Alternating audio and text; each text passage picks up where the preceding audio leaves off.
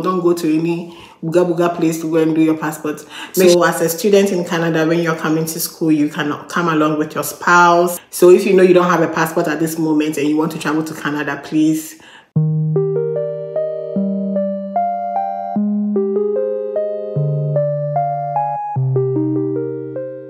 Hi guys, welcome back to my channel. If you're new here, hi, my name is Sekia Sechua. Welcome to the family. If you're a returning subscriber, thank you so much for coming back.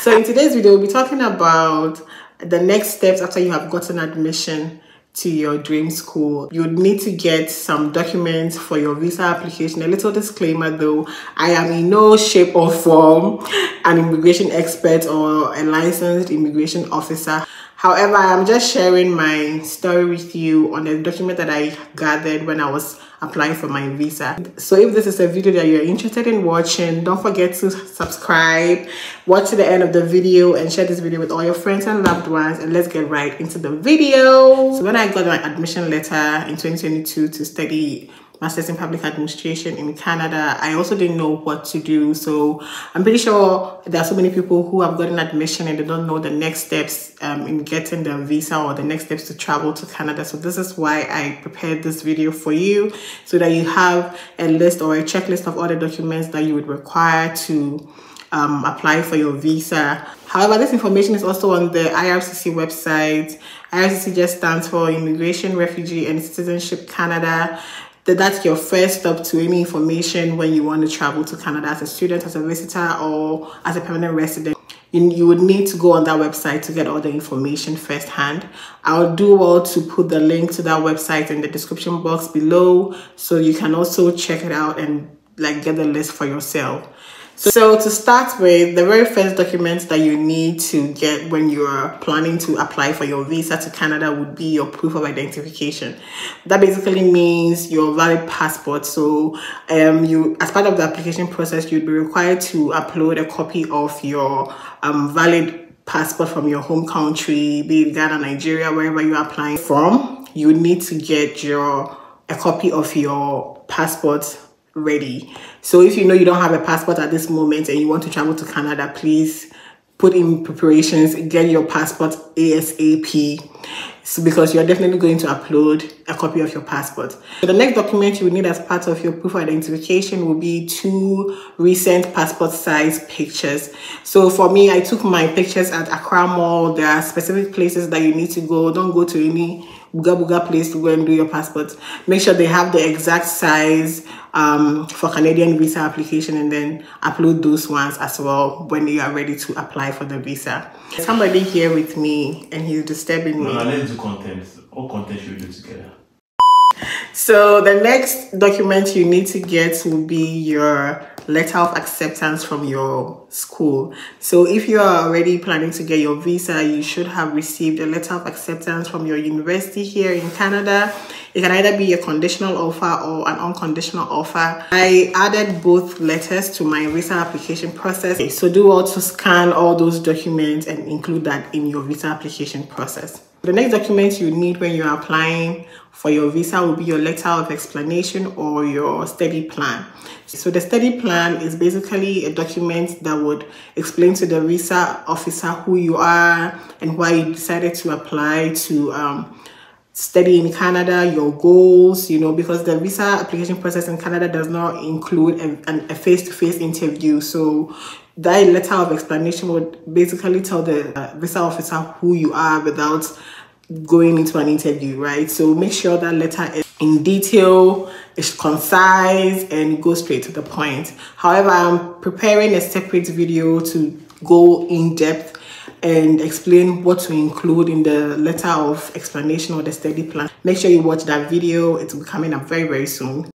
Most importantly, you should ensure that they establish ties back to their home country. If not, do not give them visa. Or those are the 2 important things: proof of fund and sufficient ties back to their home country. Okay, thank you for sharing your nuggets of wisdom. Moving on, the next document that you would need as part of your visa application process would be your proof of financial support.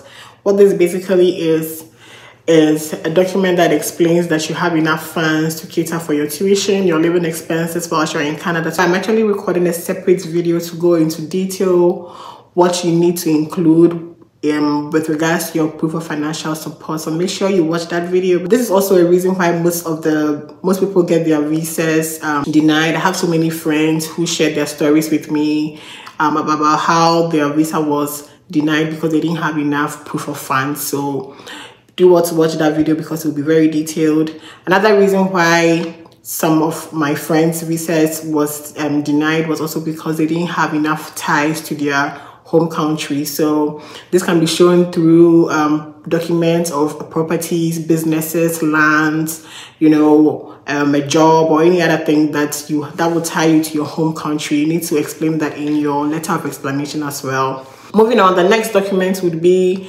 your police or criminal records check. So this is basically a document that explains to the visa officer that you have no criminal records in your home country. So this, I think when I was applying for my visa, I went to the police headquarters in Ghana. It was on the Laboni stretch. Like, I think it was a Kanda. Come to think of it. So I went to Kanda. I explained to them that I was applying for Canadian visa. So I'm here for my police criminal records check. I think it cost somewhere around 100 or 150 cedis when I was applying for my visa. So as part of the police records check, any other family member that you intend to travel with over the age of 18 would also be required to submit a police records check as well, in addition to yours. So if you intend to travel with your sister or your husband or your wife, and the person is older than 18, that person will also have to get a criminal records check in addition to yours. So keep that in mind. So the next document will be your medical exam. So with the medical exam in Ghana, for instance, there are 2 hospitals that you can get your medical exam done. There's Akai House at Cantonment. I think it's around Shogun or the American Embassy area in Ghana. You can also do this medical exam at IOM Medical Center. That one is also around airport residential areas. This medical exam applies to anybody who intends to stay in Canada for more than 6 months. So if you want to come to school, your school duration will definitely be more than 6 months. So if you intend to stay here for more than 6 months, you need to submit your medical exam. However, this medical exam can be done in 2 ways. You can do it upfront or you can do it after you have submitted your visa application. Upfront means that you can do your medical exam before you apply for your visa. So when you are applying for the visa, in the questionnaire, there's a section that asks if you have already done an upfront medical exam. So you take yes at that section and then you upload a document that will be given to you after you do your medicals. They'll give you a paper. You scan that document and then you upload it as proof that you have already done your medical exam.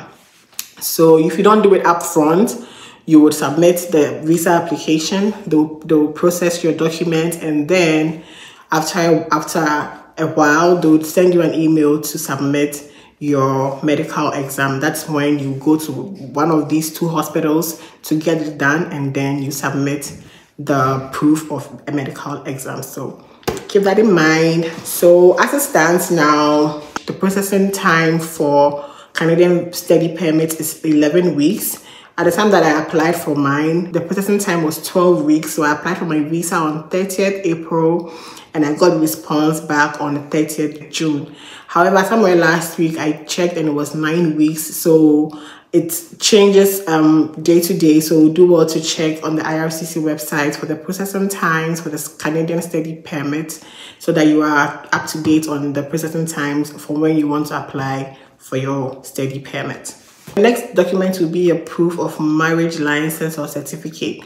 So as a student in Canada, when you're coming to school, you can come along with your spouse if you are married. So if you intend to come with your spouse, you need to upload a proof that you are married to so and so that they know for a fact that you are legally married to this person. So you can get a study permit and then your spouse can get a work permit and come along with you. So these are some of the documents that you'll be required to upload when you're applying for your study permit to Canada. I used all these documents. I uploaded all these documents. I uploaded my proof of funds, letter of explanation, police records check, medical exam, all these good stuff. I uploaded everything. I scanned them in a PDF and then I uploaded them on the visa application portal. If you have watched this video from the beginning to the end and you have not subscribed, like, what's going on? What's going on? Anyways, don't forget to subscribe, share this video to all your friends and loved ones, and tell them that Ikea has posted another video. And I'll see you guys in the next video.